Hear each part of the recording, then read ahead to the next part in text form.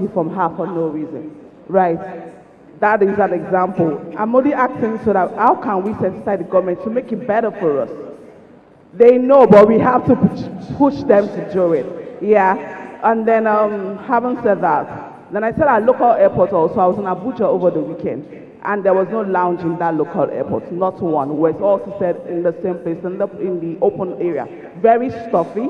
And then, lastly, okay, I said that is our sense of power. If that place is not suitable for us, when people from outside the country, how are we encouraging them, to make them feel, welcoming to this country when our gateway is not in place? Thank you. As much as I would love that your question is answered on this panel, I think, okay, our keynote speaker wants to answer it. Thank you. A few things, just some points of correction. There's absolutely lounges in Abuja Airport. I stay in the lounges and I pay. Just like when I'm in Doha or Turkey, I stay in a lounge and I pay. So there are lounges in Abuja. I know that there are things that are not working, but we do have to give credit where things are working. We have to positively point out improvement, but it's not all gloom and doom here. I have to say that. So your experiences might have been valid, but we've gone past that a little bit. Now, I want to, first of all, Business Day. This conference is, in all my 25, 30 years of attending tourism and hospitality conferences, the panel of speakers and the level of conversation has been amazing and very critical. So kudos to Business Day for finding the right people to put on stage. Secondly, I'm not sure if you people are aware of the lady who is she has spoken electronically. Pelumi, she has spoken, yeah. Do you guys know who Pelumi is? So I've been asked questions. Pelumi, you're laughing. You jackpot as well. You want me to reveal yourself here? Someone asked earlier, what can we do to engage the youth in tourism? That's an example of a youth who got involved in tourism. She picked herself up with whatever madness was in her head and decided she wanted to drive from London to Nigeria. And she had it chronicled and posted every step of the way. And in that time frame where she did that, the virality of what she did raised Nigeria. Youth, you need to do things of this nature to raise Nigeria, raise the talking points. That's how the youth can get involved in tourism. Thank you very much for answering that question for us. Okay, Raza? Yeah, sorry, weigh in on that? Please let Raza quickly weigh in. Sorry, I just want to weigh in that what you just mentioned as well. I think this also relates to tech industry. When you think about tech, you think fintech, because it's such a fast-moving industry that's come out of Nigeria. I believe that I think about 3 of our top fintech companies are now the top 200 or 300 in the world, which is out of Nigeria. You understand? But I don't see the same for hospitality tech. There are lots of startup founders in tech who are trying to build tech-provided solutions, to help tourism in Nigeria. For example, from table reservations or our platform, which is an event ticket management platform called Eventporte.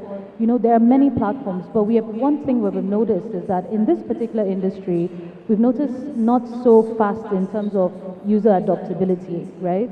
And I think that we should really start supporting more these tech founders, but also understand why it's important for you to use them or these tech products. Globally, tech has gone far when it comes to hospitality and tourism, but here we're still struggling to see if we can put up a tour or aggregate tours on one platform, and I'm not really sure why, but I think it's important now that we start.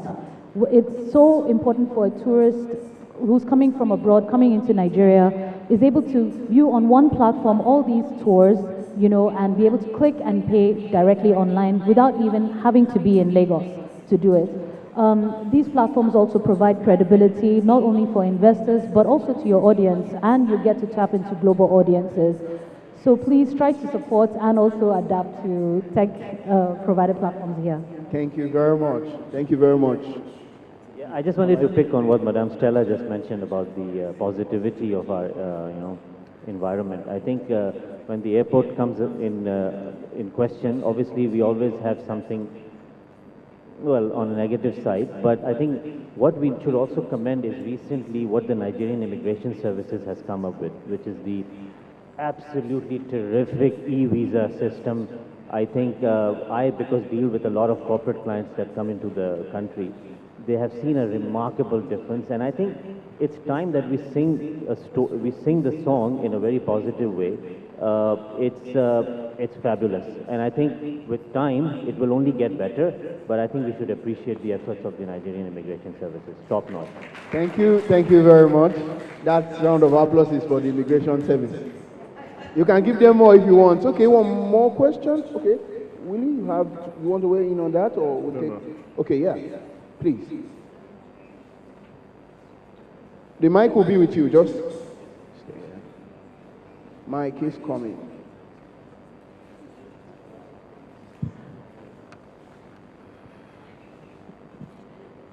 Hello, good afternoon. I'm Janice Aruna. I'm Managing Director of Spitech Security and Guards Limited. I've been waiting for this opportunity to ask how the security community, or our community, Madam Stella says we all belong to the tourism industry. Although a couple of people have asked me, so what are you doing here? I'm standing on that authority. I belong to this industry as well. So how is the tourism bodies and group like NNT, I think it's NNTA, NATA, and all the rest, how are you engaging with the security community, right, to drive on that safety message? And when I mean security community, I'm not just speaking about law enforcement, but private industrial security that I belong to. Because we would work, yeah, this hotel as a CSO, we work to create those some of these standards, some of the policies that are required, right? We'll carry out risk assessments, risk evaluations that will be required, that will be communicated, right, to potential tourists. So how are you engaging security? Thank you very much. I think we also do not. Okay, you want to take that? Well, okay. Yes, thank you. I'll take that from a generic perspective. So,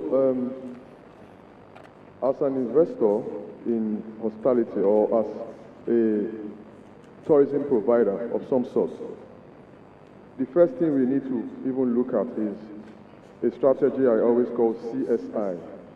CSI is not CSR. CSI is corporate social investment. Now, when we identify the ecosystem, remember I earlier mentioned the vibrant ecosystem.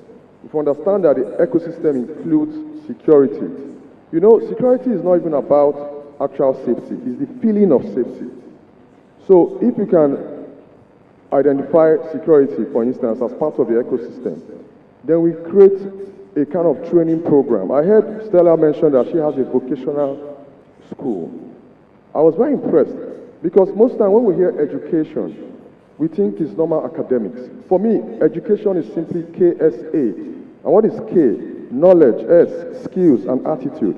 Knowledge can just be simply numeracy and literacy. Then skills, you teach them the basic skills, then the attitude to engage. Someone talked about the airport. It's just customer service can fix that. So, to answer your question specifically, from a security perspective, we understand that security is part of the ecosystem. Then we create a system to even train people within the community, even within the last mile of the community. Then, when the community provides security, there's a general feeling of safety. So, I think it still comes back to stakeholder engagement, knowing first the ecosystem that fits your business. Thank you. Okay, let me take just 2 more questions, and because the time is fast spent. Pelumi wants to weigh in on that before we take that question. Please, in 20 seconds. I think it's important to definitely leverage social media. You know, people they are buying disease when you go to this. So trending 30 December is because we're able to see online. So if we're able to counteract the negative aspects of Nigerians not saying that this and that, a positive giving, that's very, very key. And this is why, you know, private sectors and government need to increase contributors, the people that are putting out the food, yeah, that people are, taking in as part of their, developmental goal, not an afterthought. This is something we have content that people are sharing within their within their community, that this is the lived experience of a Nigerian, rather than a foreign aspect or foreign narrative. So I think it's again also the grassroots people that are putting all this information out there about the positive side of Nigeria. I think that's what. Thank you very much. Okay, let's have the last two questions before we end this panel. The lady in goggles at the back there. Yes. The mic will come to you.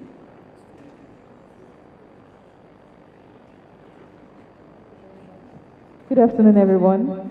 My name is Tombra. I've really been waiting for long, raising my hands at the back, but thank you so much, by the way. I have 3 questions, but then because of time, I'm just going to ask 2, because at some point we made mention of sustainability. So my question is concerning sustainability and culture. So first, I'm going to ask, how are local communities involved in the tourism value chain, which is going to be the first question. And then thirdly, I'd like to ask, are there concerns about, over commercialization or loss of cultural heritage? Those are the questions. Thank you very much.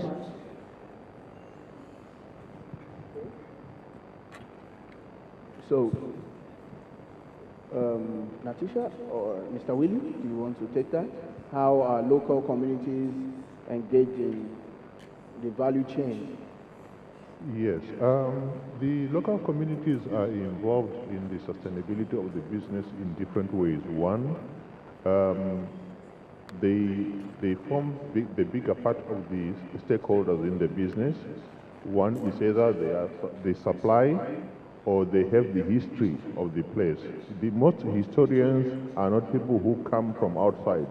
They are the local people, and in the preservation of whether it is a heritage site or whatever area that it is, if we don't involve the locals, we see that the youth listen better to their chiefs and their elders than they will listen to a uniformed person trying to tell them something. Therefore, we involve the community because they understand the people from that particular area, and they understand how to preserve whatever they have as a heritage site in their area, whether in trying to control the development in that area to make it remain natural, or for them to tell the history correctly without actually bringing in extras, but they will actually know the history, because the history is passed from generation to generation. Therefore, by involving them and including them, it makes it very, very sustainable in the way that we do our business. Thank you.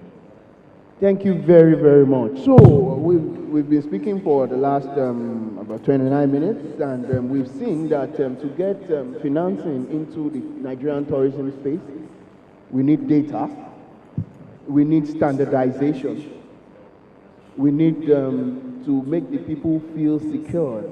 I feel that what you mentioned there, is really profound. It's the feeling of security, yes, and we need to tell our stories more. And then, of course, I'll say replicate what you, the good people of this panel, have been doing. And we said we've not been telling our stories enough.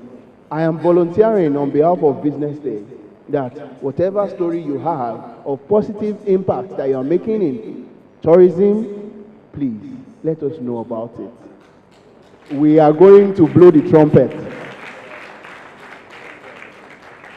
So thank you very much.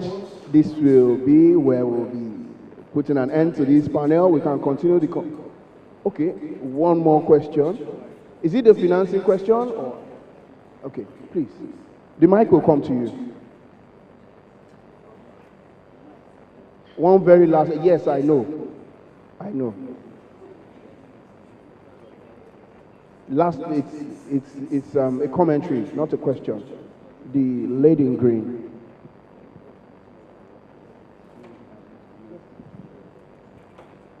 Yeah, good afternoon, everyone. My name is Bolaji Mustafa. I'm the president of Nigerian Association of Tour Operators.